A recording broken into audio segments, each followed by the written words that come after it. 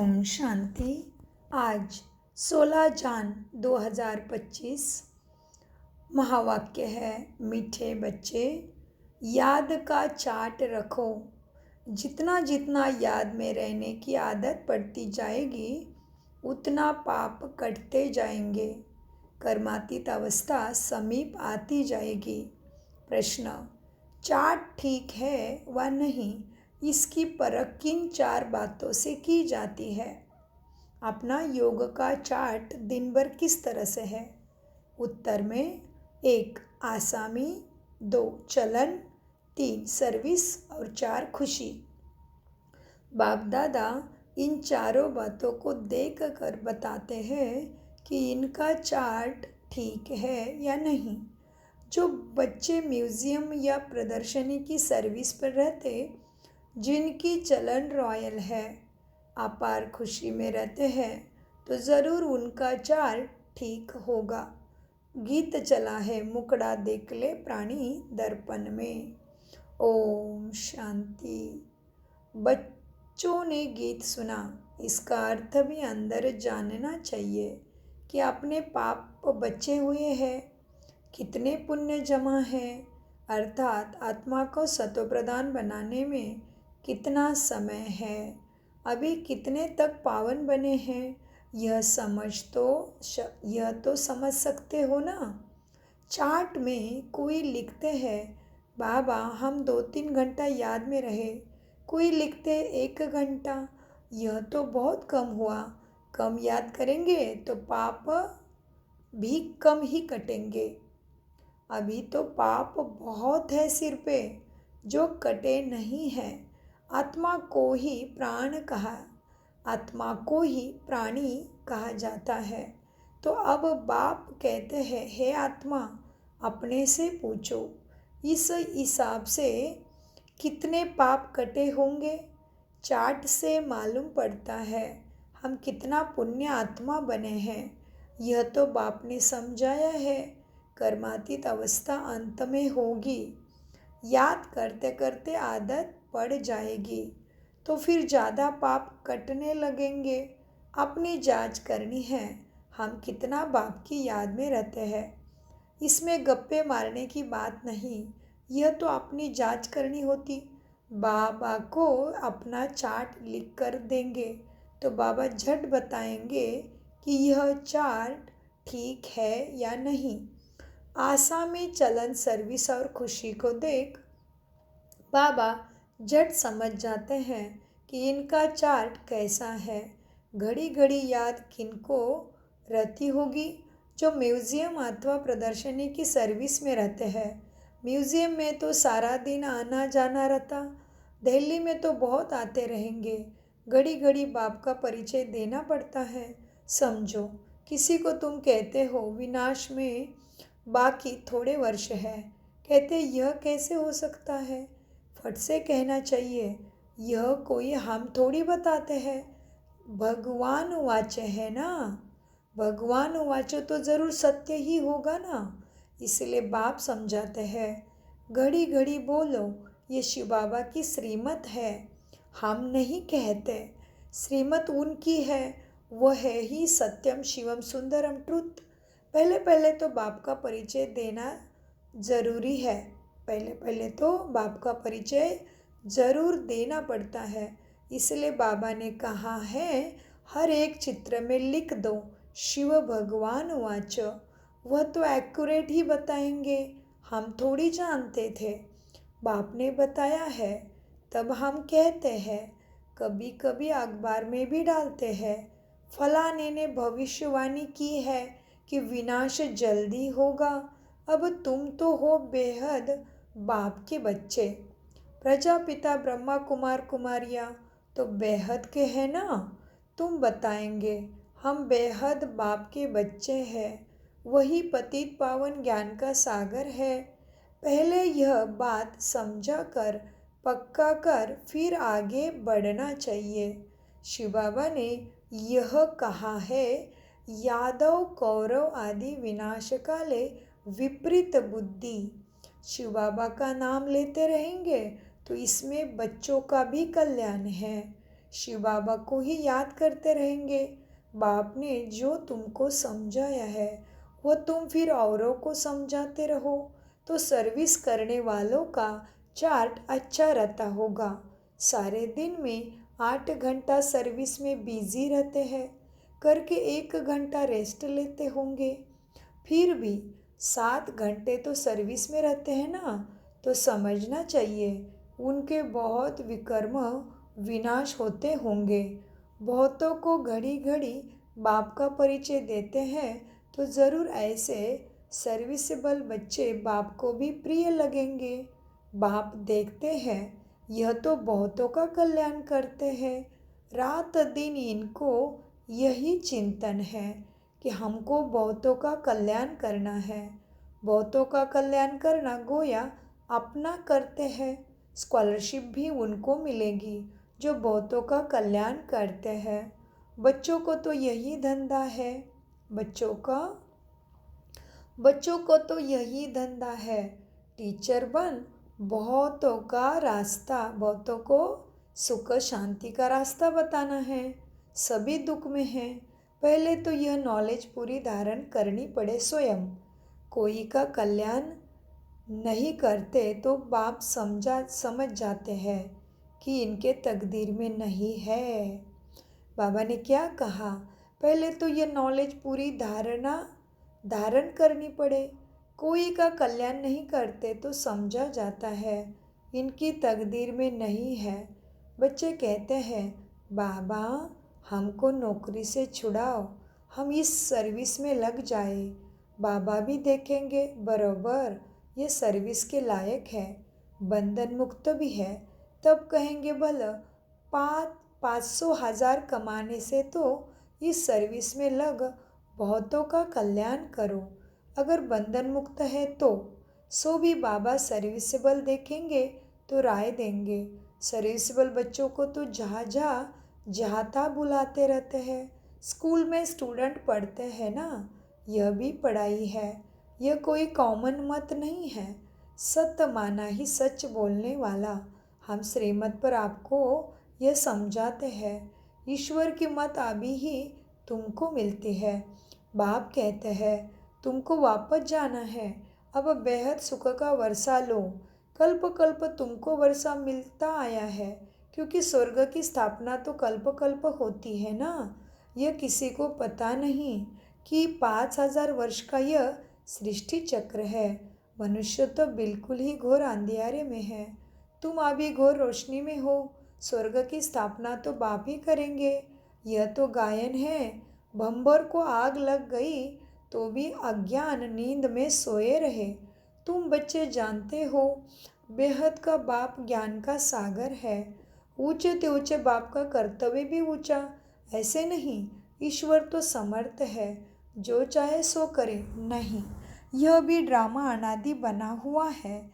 सब कुछ ड्रामा अनुसार ही चलता। लड़ाई आदि में कितने मरते हैं, यह भी ड्रामा में नोंद है। इसमें भगवान क्या कर सकते। अर्थक्वेक आदि होती है तो कितनी रड़ियाँ मारते, माना कितना तकलीफ दुख होता है। हे भगवान, बाबा ने क्या कहा, अर्थक्वेक आदि होते हैं तो कितनी रड़ियाँ मारते हैं। हे भगवान, परंतु भगवान क्या कर सकते हैं। भगवान को तो तुमने बुलाया है कि आकर हमें पावन बनाओ, दुखों से छुड़ाओ, कष्ट मिटाओ। तो क्यों बुलाया भगवान को तुमने कि दुखों का विनाश करो। तो दुख देने वाली सारी चीज़ें तो ख़त्म ही होनी है ना। तो बाबा कहते भगवान को तो तुमने बुलाया आकर विनाश करो। पति दुनिया में बुलाया है स्थापना करके सबका विनाश करो। पावन बनना माना क्या, पतित चीज़ों का विनाश, खत्मा। तो बाबा कहते हैं पति दुनिया में मुझे बुलाया, स्थापना करके सबका विनाश करो। मैं करता नहीं हूँ, यह तो ड्रामा में नोंद है। खूने नाहक खेल हो जाता है, इसमें बचाने आदि की तो बात ही नहीं है। तुमने कहा है पावन दुनिया बनाओ तो ज़रूर पतित आत्माएं जाएगी ना। कोई तो बिल्कुल समझते नहीं, श्रीमत का अर्थ भी नहीं समझते हैं। भगवान क्या है कुछ नहीं समझते। कोई बच्चा ठीक पढ़ता नहीं है तो माँ बाप कहते हैं तुम तो पत्थर बुद्धि हो। सत्संग में तो ऐसे नहीं कहते, कलयुग में है ही पत्थर बुद्धि, पारस बुद्धि यहाँ कोई हो न सके। आजकल तो देखो मनुष्य क्या क्या करते रहते, एक हार्ट निकाल दूसरा डाल देते। अच्छा इतनी मेहनत कर यह किया परंतु इससे फ़ायदा क्या, करके थोड़ा दिन और जीता रहेगा, परंतु रिद्धि सिद्धि सीख कर आते हैं, फ़ायदा तो कुछ भी नहीं, फ़ायदा तो कुछ भी नहीं। भगवान को याद ही इसीलिए करते हैं हमको आकर पावन दुनिया का मालिक बनाओ। हम पति दुनिया में रह बहुत दुखी हुए हैं। सतयुग में तो कोई बीमारी आदि दुख की बात होती नहीं। अभी बाप द्वारा तुम कितना ऊंचा पद पाते हो। यहाँ भी मनुष्य पढ़ाई से ही उच्च डिग्री पाते हैं, बड़े खुश रहते हैं। तुम बच्चे समझते हो यह तो बाकी थोड़े रोज जिएंगे, पापों का बोझा तो सिर पर बहुत है, बहुत सजाएं खाएंगे। अपने को पतित तो कहते हैं ना, विकार में जाना पाप नहीं समझते, पाप आत्मा तो बनते हैं ना। कहते गृहस्थ आश्रम तो अनादि चला आता है, समझाया जाता है। सतयुग त्रेता में पवित्र गृहस्थ आश्रम था, पाप आत्माएं नहीं थे। यहाँ पाप आत्माएं हैं इसलिए दुखी है। यहाँ तो अल्पकाल का सुख है, बीमार हुआ यह मरा, मौत तो मुख खोलकर खड़ा है, अचानक हार्ट फेल हो जाते हैं। यहाँ है कागविष्टा समान सुख, वहाँ सतयुग में तो तुमको अथाह सुख है, तुम सारे विश्व के मालिक बनते हो। किसी भी प्रकार का दुख वहाँ नहीं होगा, ना गर्मी की तकलीफ ना ठंड होगी, सदैव बाहरी मौसम होगा। तत्व भी सत्वप्रधान ऑर्डर में रहते हैं।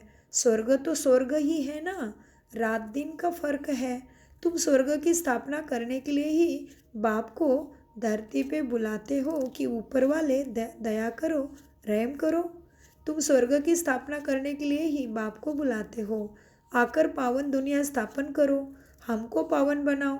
तो हर एक चित्र पर शिव भगवान वाच लिखा हुआ हो, इससे घड़ी घड़ी शिव बाबा याद आएगा, ज्ञान भी देते रहेंगे। म्यूजियम अथवा प्रदर्शनी की सर्विस में ज्ञान और योग दोनों इकट्ठे चलते हैं। याद में रहने से नशा चढ़ेगा, तुम पावन बन सारे विश्व को पावन बनाते हो। जब तुम पावन बनते हो तो ज़रूर क्या होगा, ज़रूर सृष्टि भी पावन चाहिए रहने के लिए। पिछाड़ी में कयामत का समय होने के कारण सबका हिसाब किताब चुकतू हो जाता है। तुम्हारे लिए हमको नई सृष्टि का उद्घाटन करना पड़ता है। कौन बोल रहा है? स्वयं सृष्टि रचयिता, सृष्टि नियंता, परमपिता, हम सभी आत्माओं के पिता क्या कह रहे हैं शिव बाबा?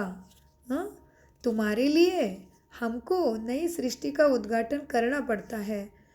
फिर ब्रांचेस खोलते रहते हैं पवित्र बनाने के लिए नई दुनिया। सतयुग का फाउंडेशन तो बाप भी घर कोई ना डाल सके, तो ऐसे बाप को याद करना चाहिए।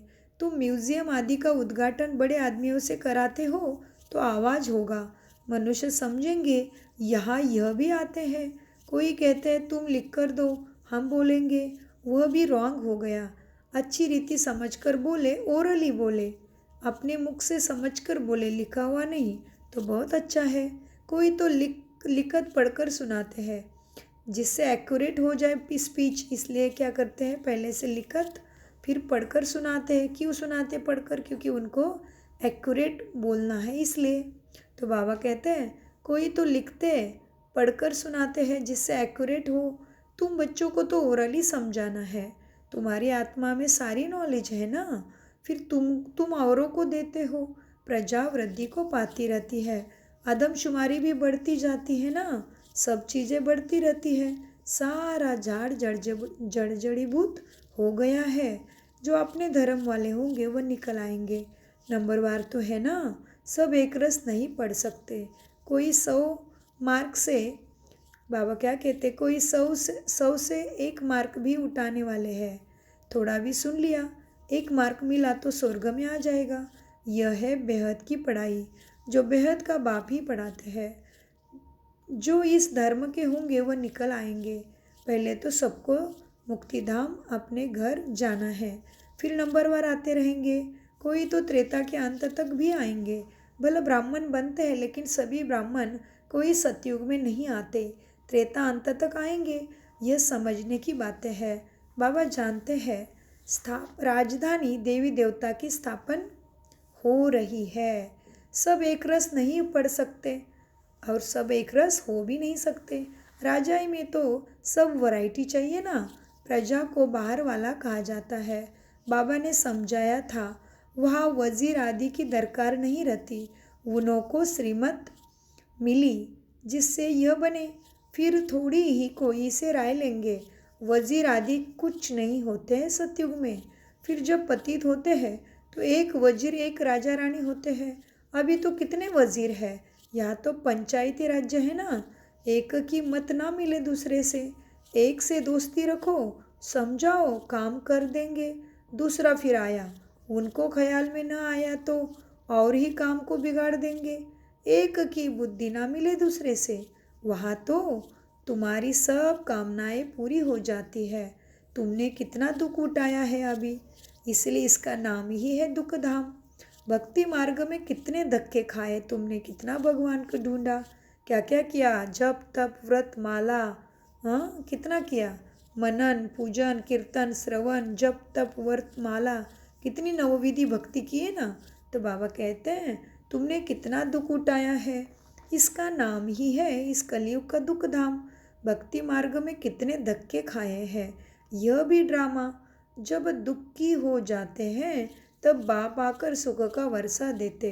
बाप ने तुम्हारी बुद्धि कितनी खोल दी है। मनुष्य तो कह देते साहूकारों के लिए स्वर्ग है, गरीब नरक में है।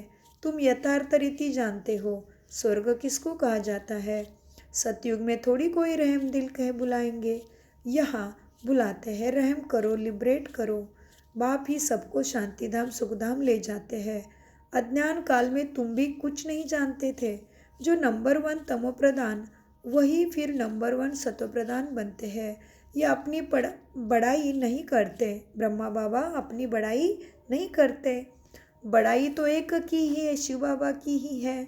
बड़ाई तो मनस्तुति महिमा किसकी है, एक शिव बाबा की। बड़ाई तो एक की ही है। लक्ष्मी नारायण को भी ऐसा बनाने वाला वह है ना। ऊंचे ते ऊंचे भगवान, वह बनाते भी है ऊंचा। बाबा जानते हैं सब तो ऊंच नहीं बनेंगे, फिर भी पुरुषार्थ करना पड़े। यहाँ तुम आते ही हो नर से नारायण बनने। कहते हैं बाबा हम तो स्वर्ग की बादशाही लेंगे, हम सत्यनारायण की सच्ची कथा सुनने आए हैं। बाबा कहते हैं अच्छा, तेरे मुख में गुलाब मेहनत करो तो ज़रूर नर से नारायण बनेंगे। मेहनत है पढ़ाई की, भगवान की शिक्षा को, परम पिता परमात्मा की शिक्षा को मन बुद्धि संस्कारों में धारण करने की मेहनत करो। सब तो लक्ष्मी नारायण नहीं बनेंगे। ये राजधानी स्थापन हो रही है। राजाई घराने में प्रजा घराने में चाहिए तो बहुत ना। आश्चर्यवत सुनंती कथंती फारकती देवंती। फिर वापस भी आ जाते हैं बाप के पास। जो बच्चे अपनी कुछ ना कुछ उन्नति करते हैं तो चढ़ पड़ते हैं, सरेंडर होते ही है गरीब। देह सहित और कोई भी याद ना रहे, बड़ी मंजिल है। अगर संबंध छूटा हुआ होगा तो यह बाप ज़रूर याद पड़ेगा। बाप को क्या याद पड़ेगा, बाप को क्या याद पड़ेगा। सारा दिन बेहद में ही बुद्धि रहती है। कितनी सुंदर महावाक्य देखो। बाबा ने कहा जो बच्चे अपनी कुछ ना कुछ उन्नति करते हैं तो चढ़ पड़ते हैं, सरेंडर होते ही है गरीब। देह सहित और कोई भी याद ना रहे, बड़ी मंजिल है। अगर संबंध जुटा हुआ होगा तो वो याद ज़रूर पड़ेगा। बाबा से सारे संबंध जोड़े हैं ना, केवल बोला है भक्ति में तू माता पिता बंधु सखा स्वामी तू ही। हाँ, तो अभी उसके साथ संबंध का अनुभव करेंगे तो जल्दी ही क्या होगा, विकारों से मुक्त हो जाएंगे।